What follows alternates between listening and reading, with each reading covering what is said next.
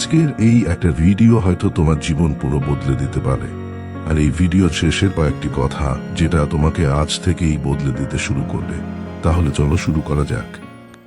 গত পরশুদিন বিকেলে আমাদের পানার চায়ের দোকানে বছর 25-এর একটা ছেলে এসে বসেছিল। তার চোখটা স্বাভাবিক লাগছিল না। দেখে মনে হয় সে কোনো একটা দুশ্চিন্তায় হতাশ হয়ে পড়েছিল। বুঝলাম, কোনো এক দুশ্চিন্তা ওকে হয়তো কুরে কুরে খাচ্ছে। হয় চেনা কোনো মানুষ বুকটা ভেঙে দিয়ে চলে গেছে, না হয় পকেটের শূন্যতা আর ক্যারিয়ারের চিন্তা তাকে দেওয়ালে পিঠ ঠেকিয়ে দিয়েছে। আমি তাকে শুধু একটা কথাই বললাম, বাবা, এই যে বুকের ভেতর একটা পাথর চেপে বসে আছে না, দম আটকে আসছে, এটাই তোমার জীবনের সবচেয়ে দামি সময়।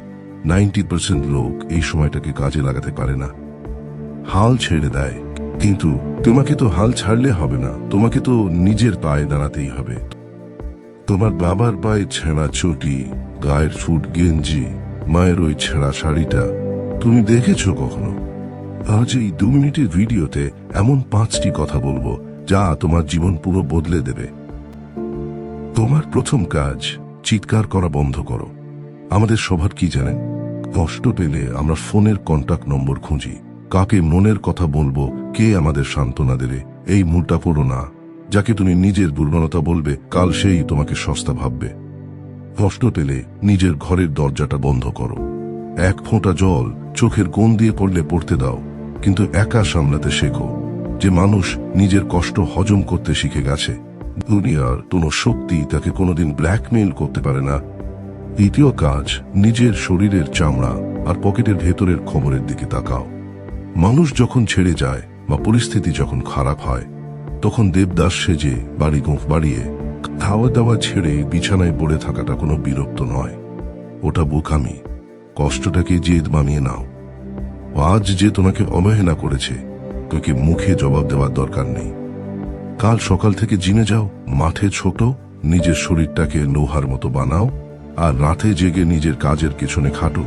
কষ্ট যখন আসবে তখন সেটাকে টাকা উপার্জনের জ্বালানি বানিয়ে নাও। পকেট ভারী হলে অর্ধেকের বেশি কষ্ট এমনিই উবে যায়।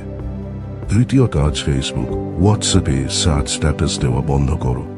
তুমি যখন প্রোফাইলে কোনো ভাঙা মনের বান বা মুখের উক্তি দাও, তখন মানুষ তোমাকে দেখে একটু সহানুভূতি দেখায় ঠিকই, কিন্তু আড়ালে গিয়ে হাসে, ভাবে ছেলেটা তো দুর্বল, একে যা খুশি তাই বলা যায়। আজ থেকেই সোশ্যাল মিডিয়া থেকে কিছুদিন উধাও হয়ে যাও। নিজের দুঃখটাকে সস্তা এন্টারটেইনমেন্ট বানিও না।